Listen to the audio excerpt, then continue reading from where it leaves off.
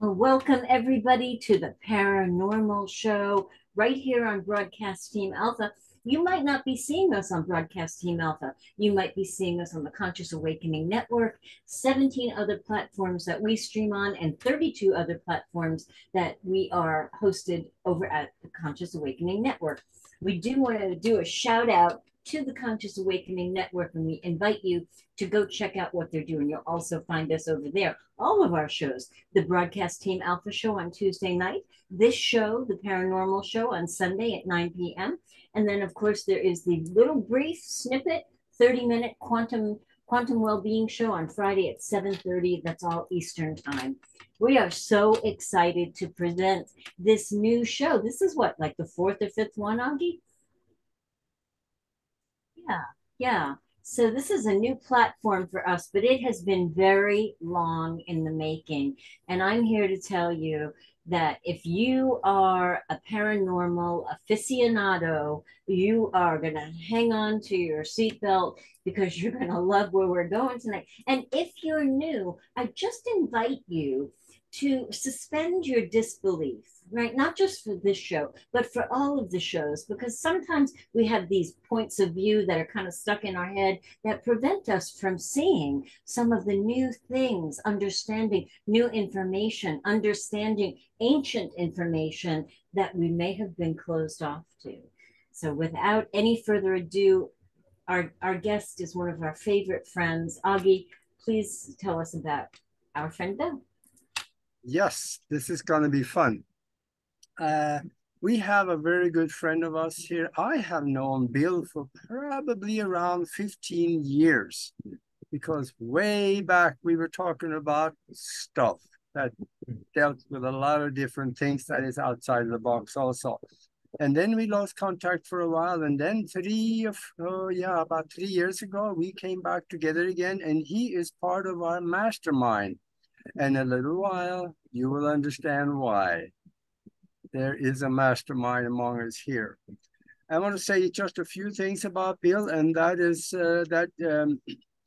he had 4 years in the military, and after that he got educated as a computer software engineer, and he worked for General Dynamics and a few other companies in the regular business world. And now he is a researcher, phenomenal researcher. And that is one of the things he will be talking about. And also he's a light worker. So there is plans for a bigger structure of what he's going to be creating. And I don't think that's maybe for this one, but that will be for later. And for those of you out there that are just now tuning in here, don't go anywhere because we're going to talk about the hollow earth. We're going to talk about ascension. How could it come about? And what would it feel like? What would really happen? And we're going to talk about the galactics. And also, Frank Strangers has some phenomenal stories of personal experience, and we will touch on reincarnation. Maybe we'll do that in the beginning because that could lead to everything else. And also, if we have time, I'd love to talk a little bit about the new currency that is coming out because it is on us right now, 30 days from right about 2 days from now, or somewhere around that. And there's going to be two different systems, and the United States is not invited into one of them. And you may not know about this, so this is going to be good. So welcome to the show, Bill. Welcome, Hi Bill. there. Hi, Augie. Hi, Nori. Hey, How are y'all Bill. doing? So good. So good. Thank you for being with us. So, I've known you at the mastermind through Augie, and I never really got to ask you, what was your life path? You had, it sounded like you kind of had a traditional life path going on. What were the twists and turns and steps that led you to be the researcher and the light worker and the sharer of amazing information that you are? Well, I was born here in Oklahoma City. My mother was a strong Christian. My father, not so much. And my mother believed in made sure we went to church and Sunday school.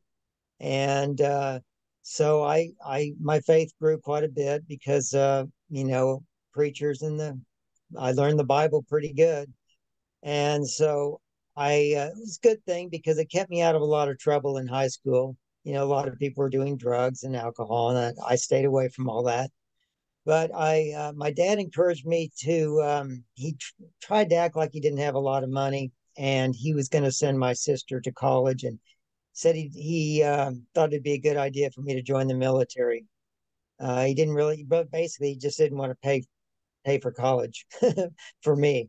So I looked into it and I thought, well, the GI Bill is still good. This was back when they had it where you could actually, join and get your college kind of paid for afterwards. So I looked into it and decided to join. And I got stationed in Lowry Air Force Base, Denver, Colorado for technical training.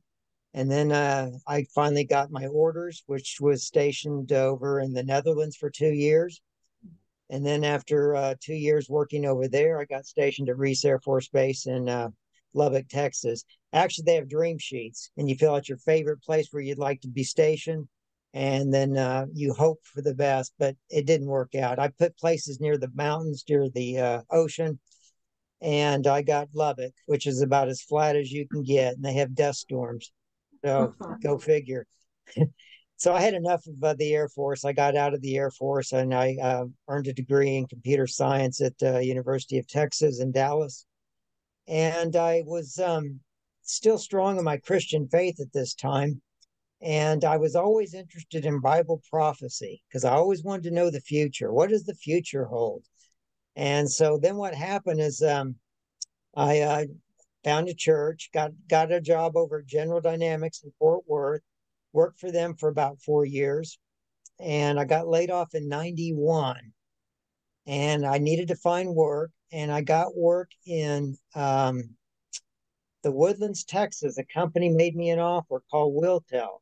And they were kind of interesting because they were actually an oil and gas company, but they laid down all this pipe across the country, strung fiber, and they didn't know what to do with it because they weren't going to use it. They changed their mind. So someone suggested running fiber optic through all these pipes, and they spun off a telecommunications company, and they were just getting started. And because I had experience in the new Steve Jobs black box computer called the Next computer, if anybody remembers that, goes back years, I had experience in that, and so they hired me, and I worked at Wiltel in telecommunications for about from 91 to 96. But while I was there, my cousin was calling me all the time and telling me I needed to listen to shortwave radio. I kept putting this off, but finally I broke down and bought myself a shortwave radio and started listening to programs like he told me to listen to Hour of the Time with William Cooper and Steve Quayle and a whole bunch of other really great programs at the time because they were all exposing this sinister, dark cabal behind the scenes. And I'd never heard about this, but they were exposing this way back in the early 90s. They were talking about how fraudulent the Federal Reserve was, how there's nothing federal about it. It's owned by private bankers. They talked about the fact that there is no reserves. Those were stolen a long time ago. I was waking up so fast listening to shortwave radio, but they were mostly, even though they were awake and exposing the cabal and who they were, these rich families, the Rothschilds, the Rockefellers, and all that, they were still in this Christian paradigm, and I was too. And so that just kind of reinforced my strong Christian faith. But I was able to verify most everything on shortwave because the internet was coming online in 93, and I was able to go to the internet and type in a lot of stuff and verify, oh, that is true. Oh, that guy said this. Let me check that out. And I'd find an article on it or something else, and I'd always get to confirm what they said on shortwave is absolutely right. And it was really woke me up because I had watched mainstream news, but what I was getting on shortwave was like night and day, just completely different. And it was always, it took about it was always about 6 months ahead. Shortwave was always 6 months ahead from the news finally reporting on the truth. And this woke me up a lot. And, but I was still stuck in that Christian paradigm. And then I started listening to Art Bell, late night talk radio. And that was about 93. Now he started in politics, but then he transitioned into paranormal. So I would get a lot of guests that would come on that I would hear talking about UFOs, alien abductions, just all your paranormal categories. And this really stretched my thinking because I was a Christian, but yet this stuff didn't quite fit in. And I was trying to always try to fit it in somewhere. And when I finally heard a guest in 1995, it just completely blew everything out of the water. And that was a guest by someone by the name of Dr. Frank E. Stranges. And he was claimed to be a Christian minister, but he said he had met someone who claimed to be from another planet, the planet Venus, who worked at the Pentagon. And I thought, well, now this is interesting because I was always trying to write off UFOs and alien abductions as just being demonic, because that's kind of what the church does. They just say, okay, well, that's demonic. Okay, don't mess with it. But when I heard Dr. Strange tell his story, I couldn't just write it off, and it didn't fit into that demonic category by any means. He said that what happened is he had collected UFO pictures. Every time he would find a UFO site, he would show his UFO slide presentation. And he said that he was headed to a church in Washington, D.C. to do one of his UFO slide presentations. And on his way on the plane, he met someone by the name of August Roberts. And he called him Augie for short. And Augie was a photographer for the Pentagon. Wow. And he said, Augie, how are you doing? He said, I'm doing good. And they sat together on the plane. And Augie said, hey, did you know that there's somebody that's not from our planet that works at the Pentagon? And Dr. Frank Stern just said, Augie, what are you smoking? And he said, nothing. He says, I got some pictures right here. Take a look at them. And he showed him these pictures. And he said, this is the commander. And he said, this individual is not from here. And he said, well, where's he from? And he said, he's from the planet Venus. And Dr. Strange said, well, what's so special about this guy? He looks just like a human. And Augie said, well, first of all, he can speak over 16 different languages. And Dr. Frank said, well, that's pretty unusual. What else about him? And he said, when he looks at you, it will be like he's looking right through you. And Dr. Frank said, well, Augie, now my dad can do that. What else about him? He said, well, he has no fingerprints. Wow. Now, Dr. Frank was studying criminology at the time, and he knew you could peel off your skin, but your fingerprints will always come back. So he knew that this was very unique. And he said, well, can I borrow your pictures? Because I'm going to be doing my slide presentation, my UFO slide presentation, and I'd like to present your pictures, but I'll just say what you told me, and I'll leave it at that. So what he did is he did his presentation, and at the end of it, he said, now I have some photos here, and the people in the congregation were looking at him. He said, I'm going to put them up here, and you can come up and take a closer look if you like. This individual claims to be from another planet, the planet Venus. And if you want to take a look at him, I'll have him up here, and I'm going to be signing books. So come up here, and if you want to get your book signed, I'll sign it. So one of the ladies in the audience came up to Dr. Frank and said, Dr. Frank, I need to talk to you. And he said, well, I'm busy signing books. She said, no, I need to talk to you now. And she flashed her Pentagon badge at him. So that got his attention. And he said, okay, let's go over here and talk. He says, what is it that you need to talk about? She said, how would you like to meet that individual that you just showed the picture of? And he said his jaw just dropped. And I heard this and I thought, now this is getting interesting. And so Dr. Frank said that the lady's name was Nancy Warren, and she was a secretary at the Pentagon. And she knew about the commander, and she said that she would meet him at the Capitol steps at 8 o'clock in the morning sharp. And to be there at the Capitol, she'll pick him up and she'll take him to the Pentagon to meet him. So he said he showed up an hour early, started pacing back and forth. She showed up at 8 o'clock sharp, picked up Dr. Frank, and they parked the car. And she said, well, we're going to have to go through 2 security gates. So I want you to, first of all, she said, can you take orders? And he said, yes, ma'am. And she said, okay, I want you to do exactly what I do. We got to go through 2 security gates. And so she said, put on your overcoat. And she had an overcoat. She said, I'm going to open my overcoat and show my badge, and they're going to wave me through. And then I want you to do the same thing. Just follow behind me. So he tapped on, they were walking. And as I came up to the gate, he tapped on her shoulder and said, Nancy, I don't have a badge. How am I going to get through? She said, shut up and just do what I do. So she opened up her coat, shut it. The guard waved her through. Dr. Strange just opened up his coat, showed he didn't have anything, but he got waved right on through.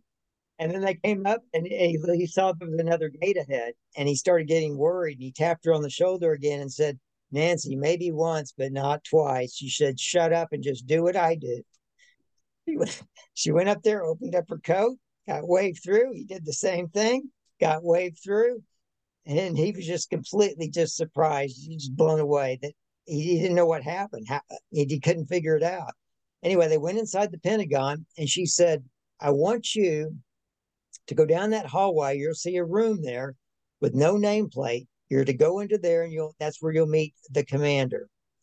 And so he went in there, he said, and there was a desk and 2 people behind the desk. And he tried to make some, they were just completely oblivious to him. And he cleared his throat. They still wouldn't pay any attention. So he went out and came back in and kind of shut the door, so it was really loud this time. And again, they didn't pay any attention to him. And then someone taps him on the shoulder and says, hi, Frank, how are you doing? Come into my office. And that's where he met the commander, he said. And he said, where are you from? He said, I am from where your Bible calls the bright and morning star. And he said, oh, that's Venus. So that's correct. And he said, well, why are you here? And he said, well, I was commissioned to come here to try to see if we could enter a treaty in with the United States. And I had an offer. And my offer was to provide, I met with President Eisenhower, he said, and I offered President Eisenhower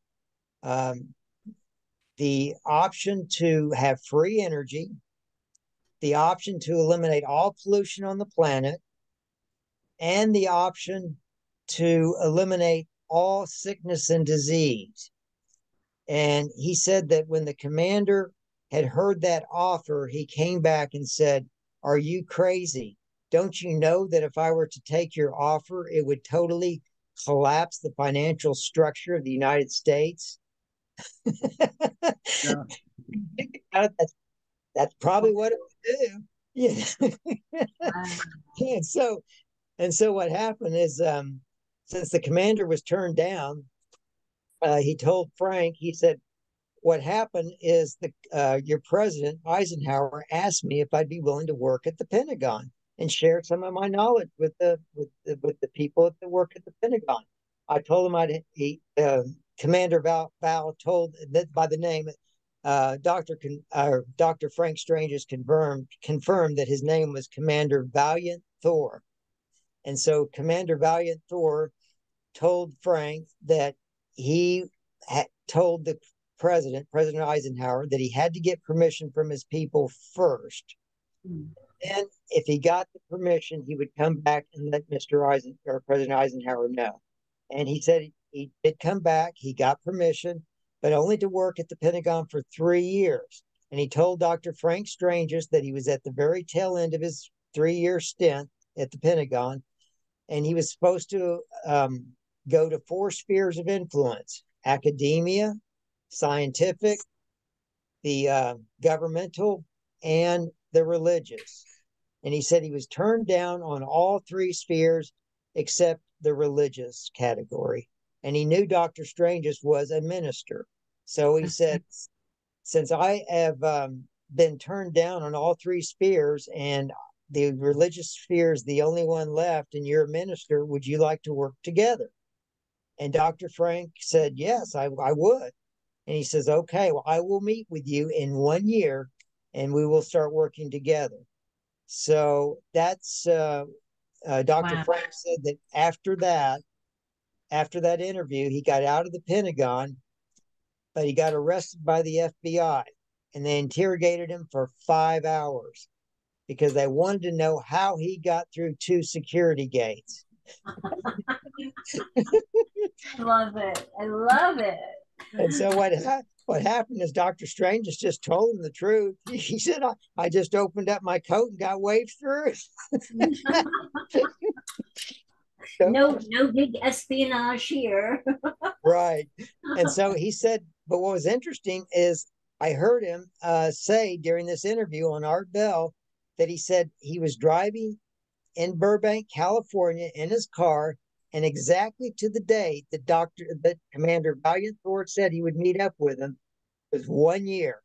And 1 year from that date, he was driving in his car, and in the back seat, he hears, "Hi, Frank, how are you doing?" Wow. He said he almost ran a red light. He stopped the car and said, "Get out and get in the front seat like a normal person." And he said he'd been working with the commander ever since.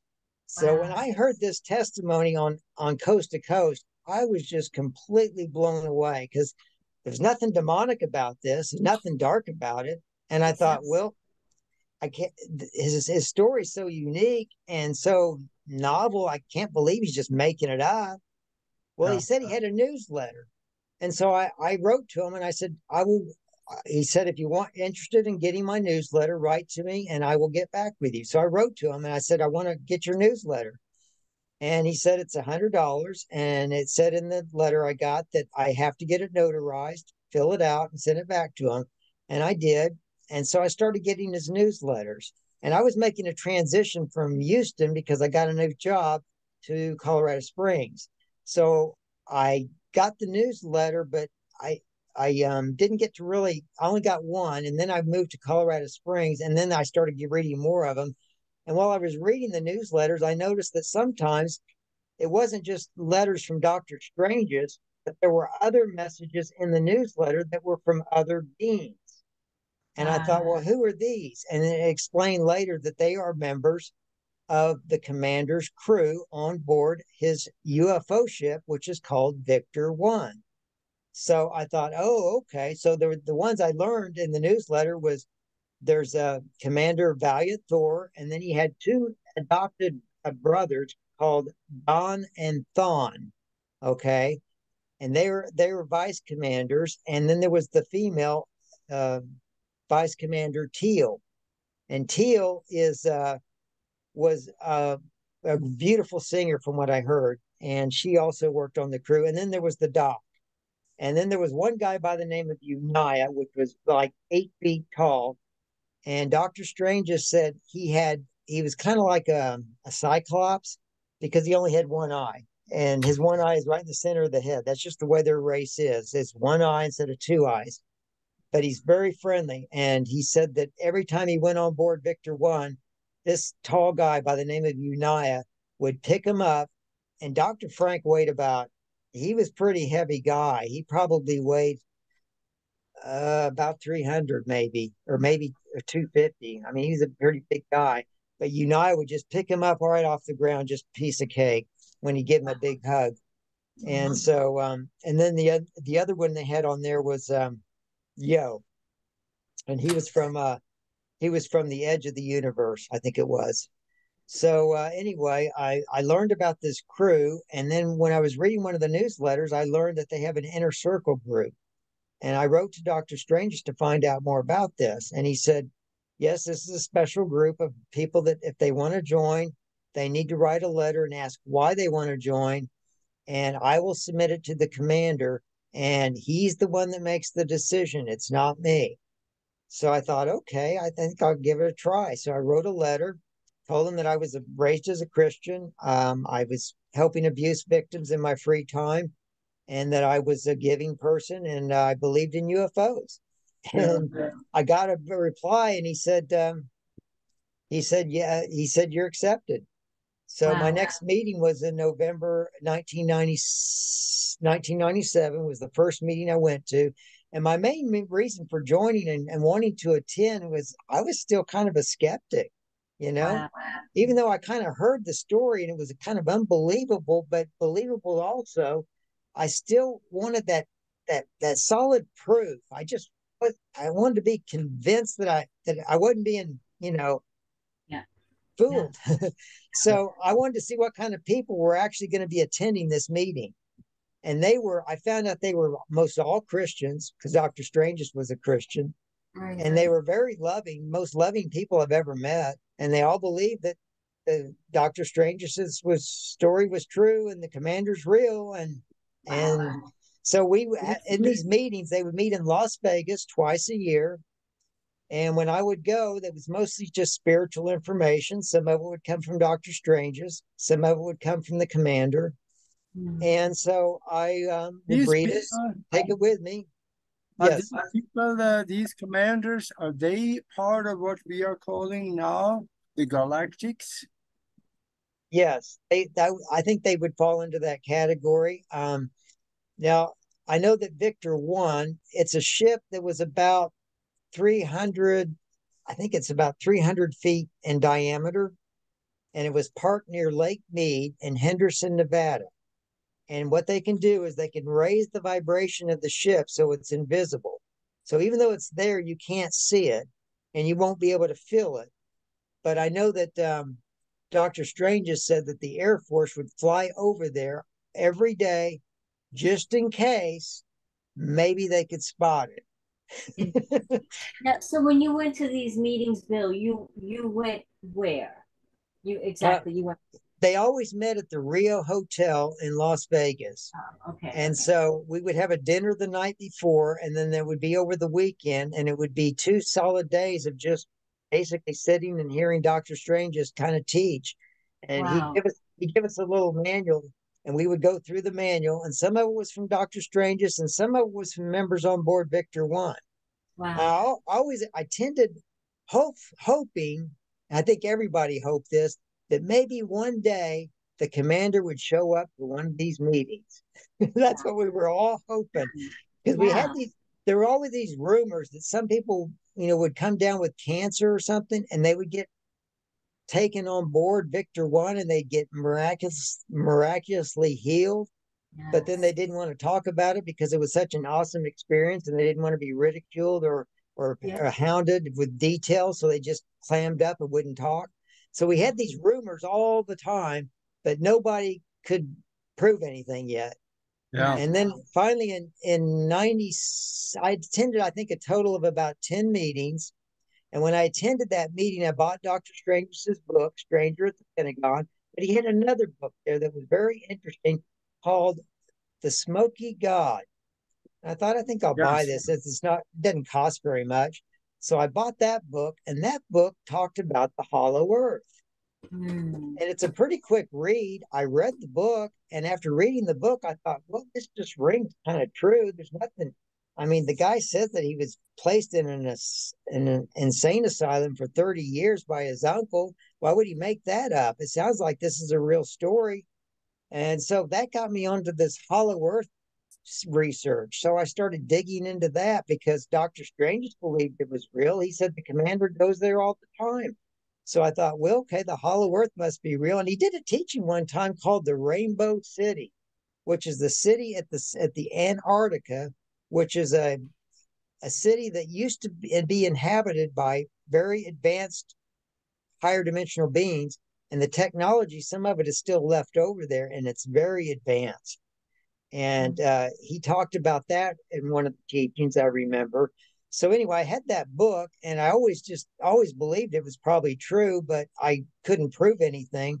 And it wasn't later that I somehow stumbled across an interview with Andy Hart interviewing somebody that claimed to be from the Hollow Earth.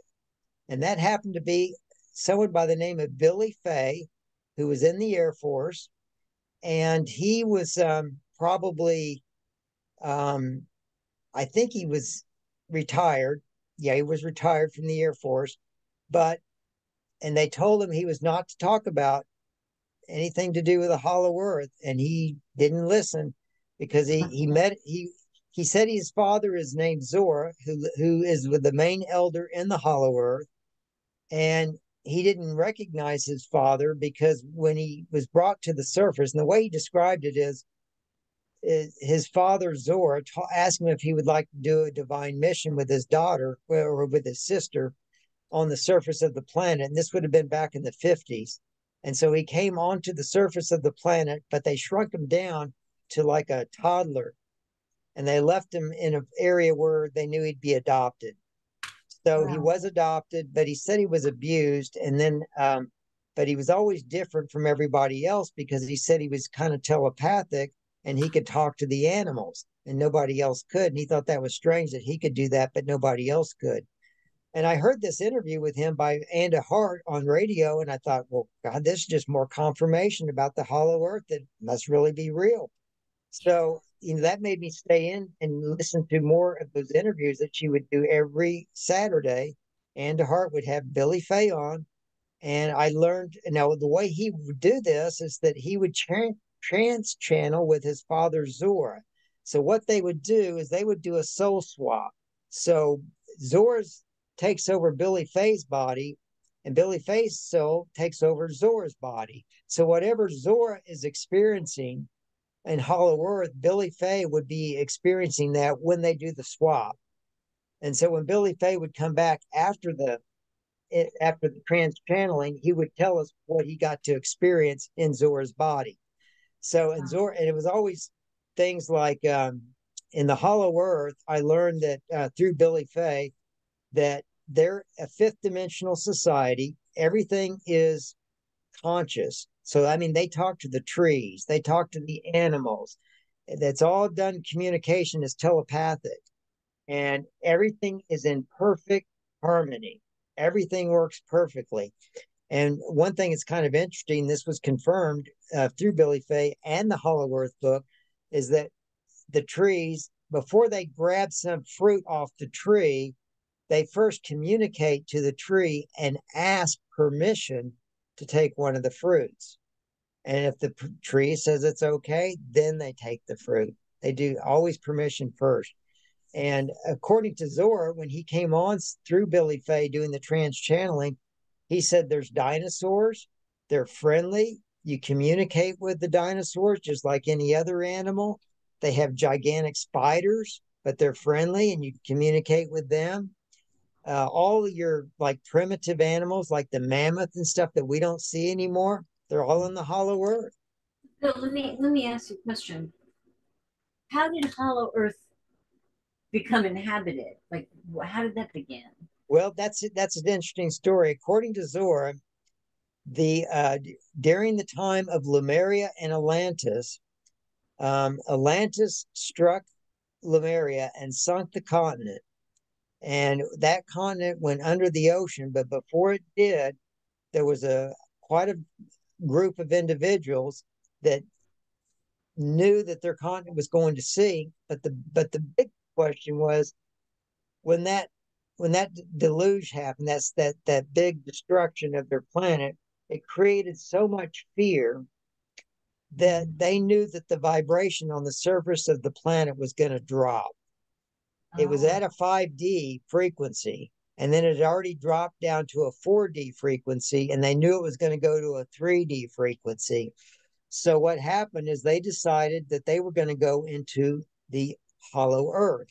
And according to Zora, all planets are the way they're created hollow. Every planet, even our moon and the sun, are hollow.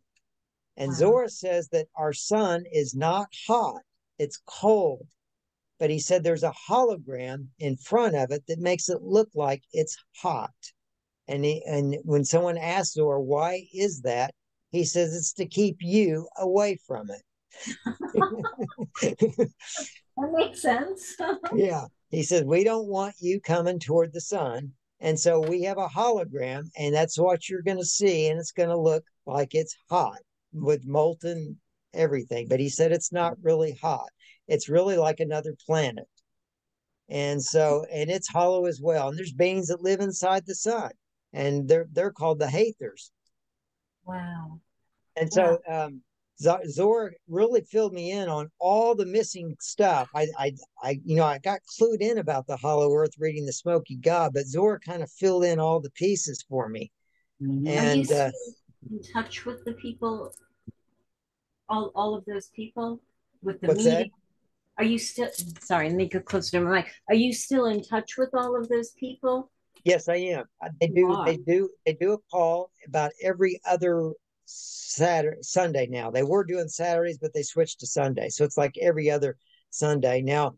I like the earlier times when they had their calls because Zora came on more and did a lot of Q&As, and so I got to learn a lot because of the Q&As that people would ask. But Zora did say that there is going to be we're coming to disclosure, and he said it's very getting very close. He believes it will happen in the next.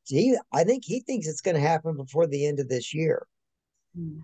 and he says that the way it's going to work is that we already have. He said they already have the Galactics have their ships parked in certain locations, just like Victor One in Henderson, Nevada, where it was made invisible. They have UFO craft in different locations all over the planet, and they're actually landed and they're on the ground, but you can't see them. Right. And he said, what's going to happen is when there's going to be a decloaking, these ships will be visible. And he said, when they are, that then disclosure happens.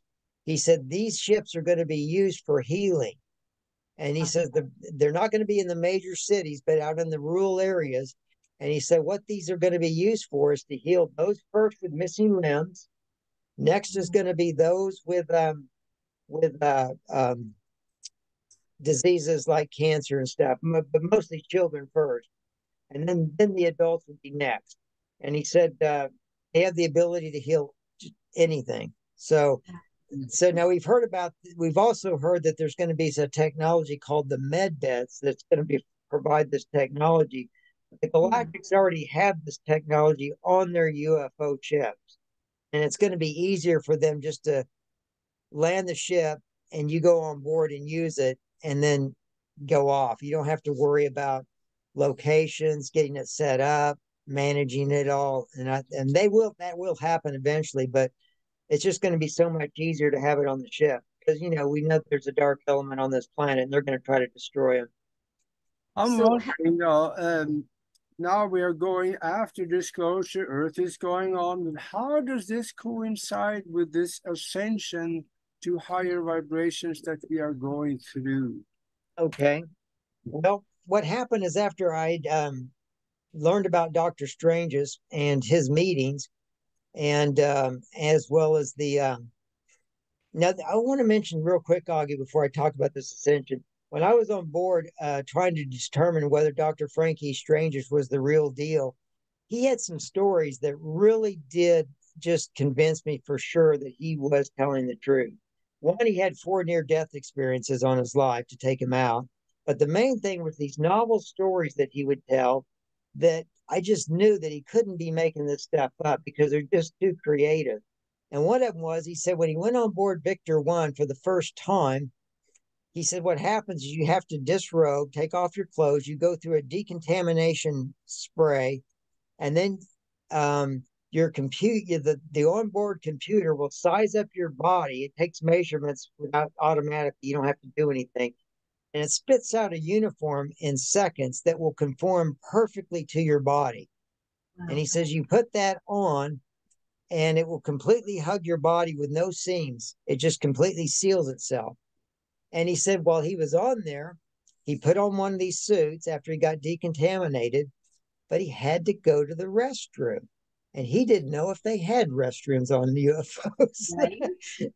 So he heard them kind of giggling because on Victor 1, they're telepathic and they can read your mind. And they knew what he was thinking. And so they said, when he heard them laughing, he looked at him and they said, right over there is where you want to go. And so he went over there and he saw, oh, it's a bathroom. Great. So he went in there and he did a number 2. And after his number 2, he didn't see any toilet paper, he said. And so he didn't know what to do since there wasn't any toilet paper. But he heard some giggling outside the door. And they told him, hey, telepathically, they said, Frank, look over to the right. They said, you'll see button number 1, button number 2, and button number 3. They said, push button number 1. He did, and he got a splash on his bottom. He pushed button number 2. They told him to push that next. He got a blow dry. And then he pushed button number 3, and he got a squirt of perfume. How thoughtful. They're thoughtful. And he said when he got out of there, he said they were laughing. And he said that when he got out of there, they asked him, would you like to take one home with you? I would. I want to take one. Yeah. No, this is incredible. Most of us began maybe waking up, 2012-ish. You started in the 90s, right? Yeah.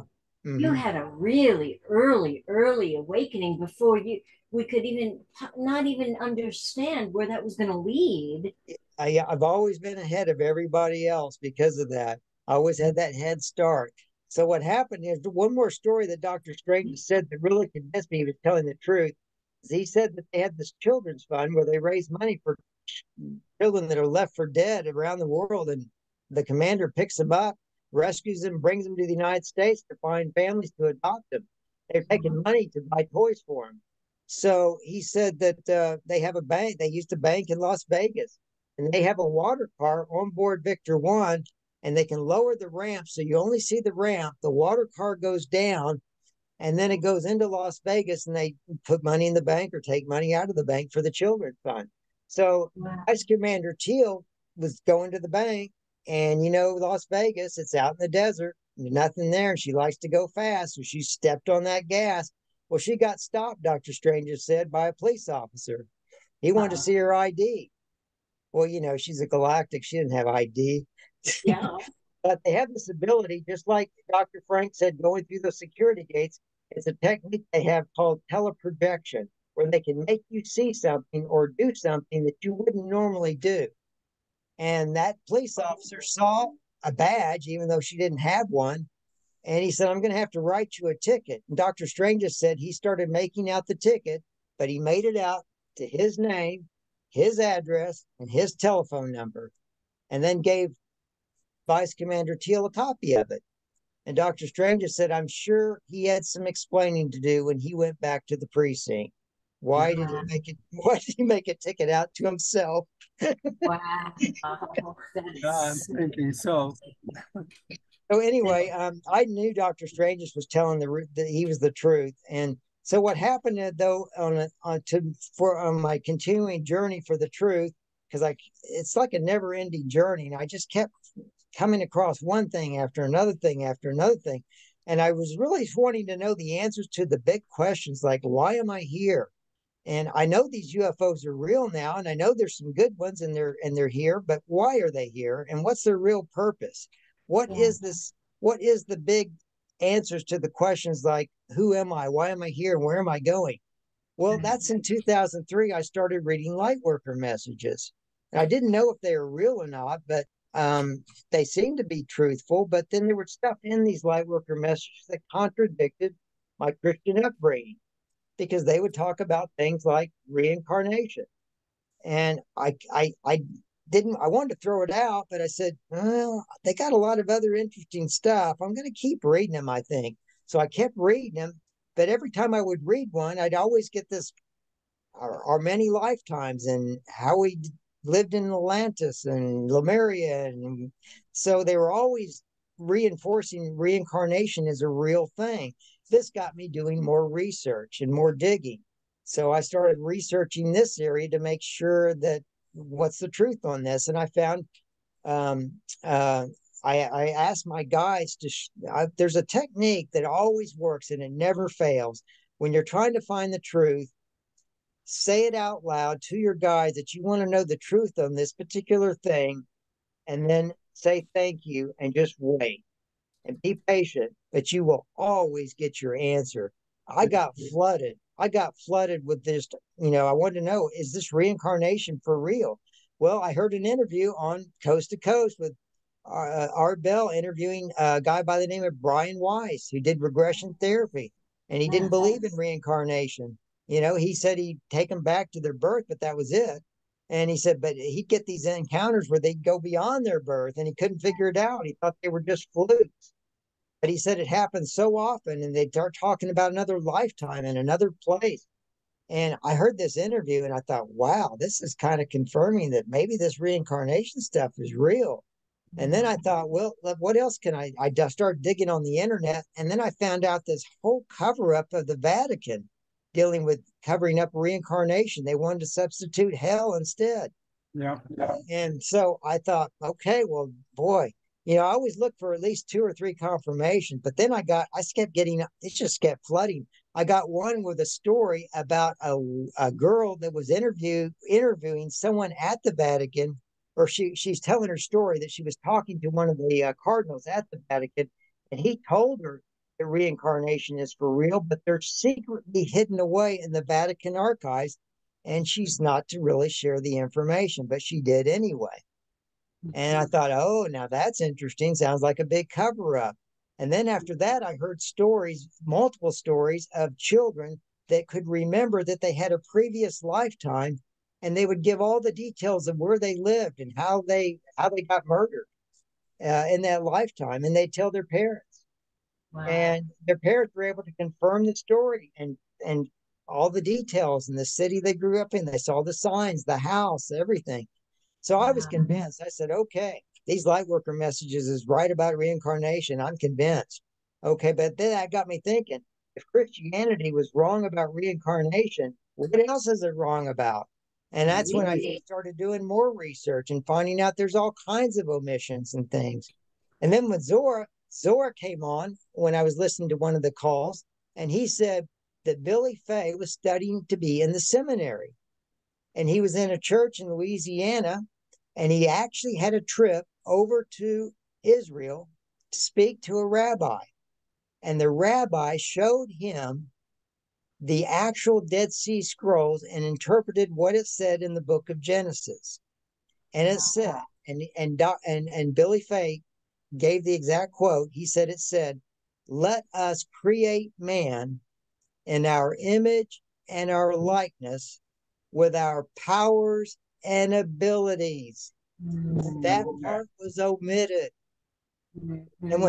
And when Billy Fay went back to his church in Louisiana and told the congregation what he was told by a rabbi in Israel of what the Dead Sea Scrolls really said, that we were created in God's image and in his likeness with their powers and abilities, that the pastor of that church told Billy Fay he needed to move on.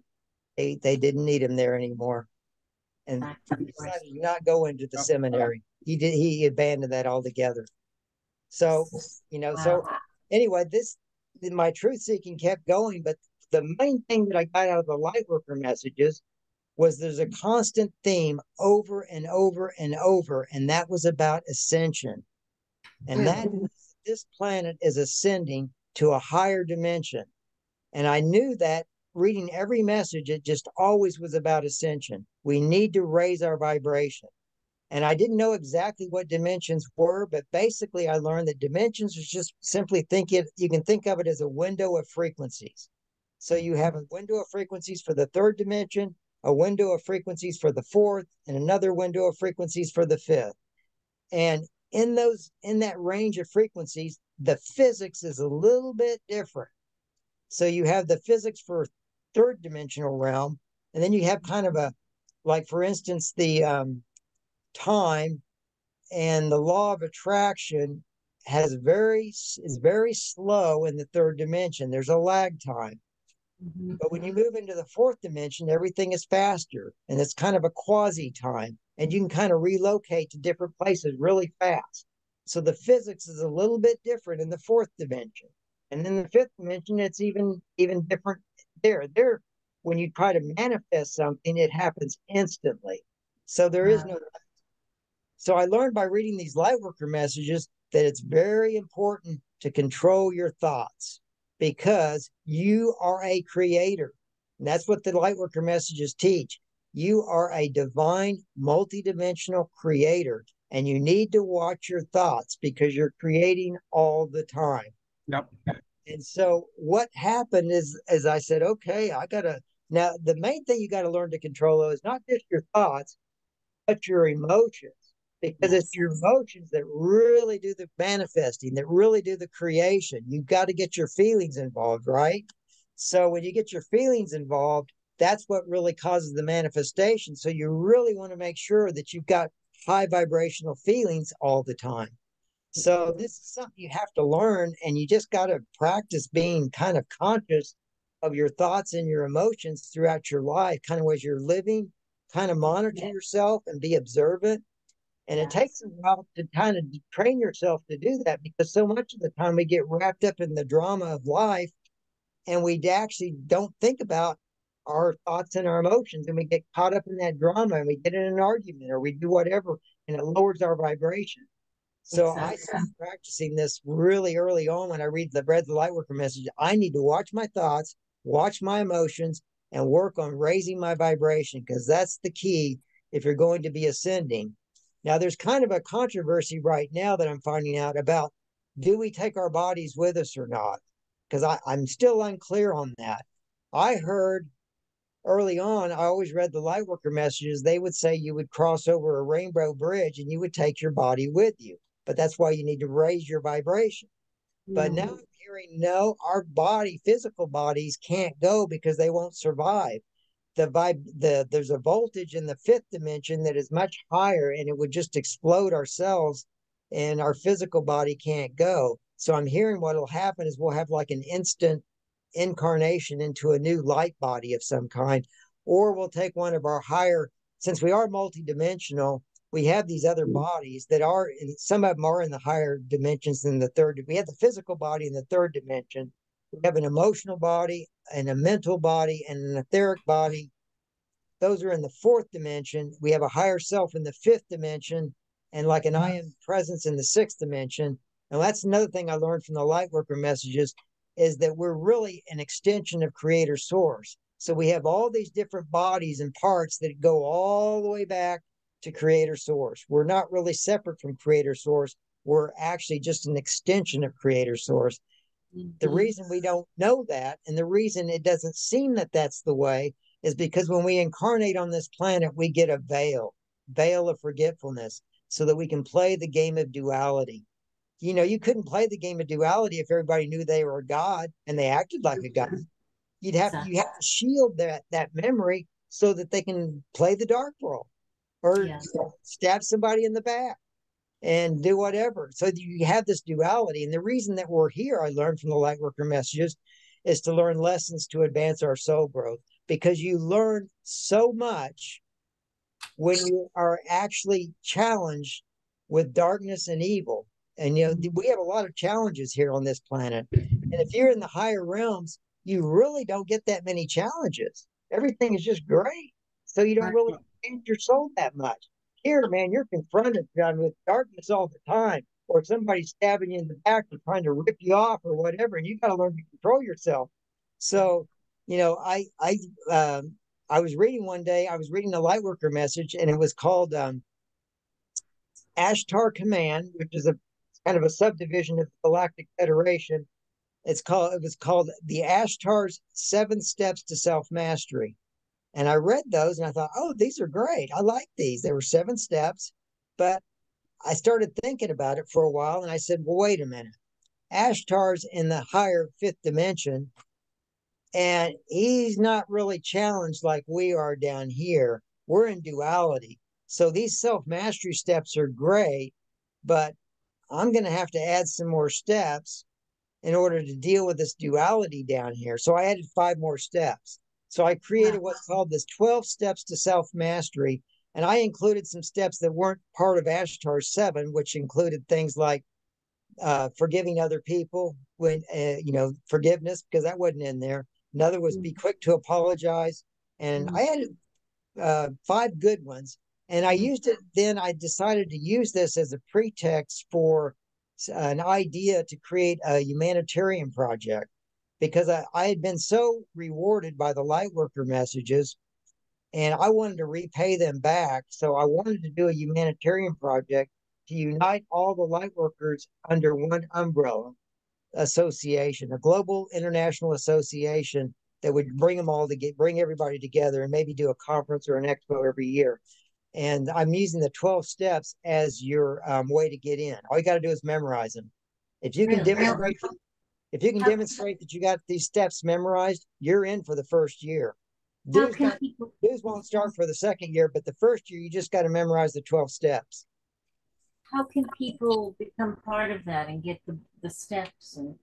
Well, I'm working on, I've got my executive summary done, and I'm just waiting on funding. And we think funding is just around the corner, because we've got the BRICS nations, which I'm hearing is going to be backing their currency with gold around the 22nd or the 25th of August.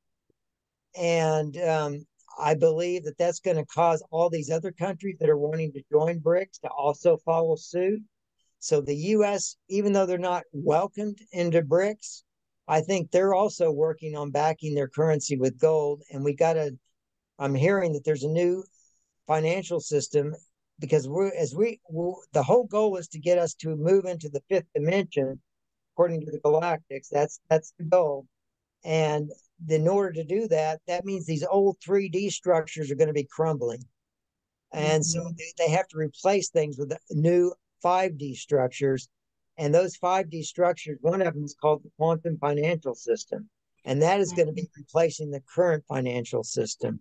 So I'm waiting on funding. And when funding, we're hearing that before they switch us to a gold-backed currency, there's going to be a currency reevaluation, because there's some countries that currency was devalued due to war, like Vietnam and Iraq and Zimbabwe. They all experienced war, and their currency just completely devalued, and it's never recovered. So they say if you own these currencies, you're going to be there's going to be a reevaluation, and you'll be able to exchange them. And that's the money. And they say that you'll get a higher rate when you exchange these currencies if you come in showing that you have some humanitarian project. I call mine a libertarian project, because I didn't like the term humanitarian when I looked up the definition. It only deals with welfare of humans, and that's it. And I wanted to encompass something. I wanted a definition for that encompassed unconditional love and applied not just welfare, but love and welfare and happiness for all creation, including the animals and Mother Earth and everything. So I created a new word called libertarian. So instead of humanitarian, I have libertarian. So I have two libertarian projects, and those will be revealed when I get the funding to create the websites. And I've got the executive summaries done. I need to finalize a what's called a private membership association for this international association that I'm creating. And then the other one is my big project, which has to do with educating people about the Galactics. And it entails a museum and planetarium and that sort of stuff. But that'll be down the road. I want to kind of use the first project to funnel people. People that join the first project will be great candidates to be moved into if they want to be part and work into the second project that I have, because I'm looking for higher consciousness people to be part of this Galactiplex that I'll be creating. So So sorry, go ahead, Audrey. Yep. Yeah, we're down to the end of the show here, and I'm wondering, would you be open to people joining your email list, because you're sending out an awful lot of good stuff? Oh yeah, sure. Anybody that will, give people your email so they can get in touch with you. yes, just tell them, okay, my email is wmee@earthlink.net. wmee@earthlink.net. And just tell them to put in the email, I want to join your email list. Yeah, that'd be good. And I'll add them to the list. Okay, sounds good. And I learned a long time ago that when you're in the presence of excellence, I want to listen more than I talk. So that's why they gave me 2 ears and 1 mouth. You know, you got to remember that. This was so great, Bill. Thank you so much. You have to come on again and expand on some more of these topics with us.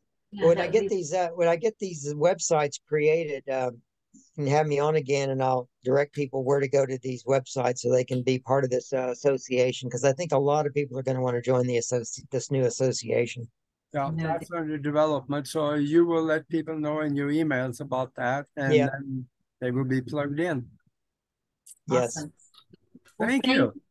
Yes, Bill, thank you. Thank you, Avi. Thank you, everybody, for being here with us on the new paranormal show right here on Broadcast Team Alpha. You can catch us again next Sunday right here at 9 o'clock, or you can also check us out Tuesday night, 8 p.m. on the Broadcast Team Alpha YouTube channel. And the very quick 30-minute snippet, Quantum Wellbeing, 7:30 Friday night. Much love, everybody. Take care of each other. I'll see you next time. Bye, Bill. Thank you.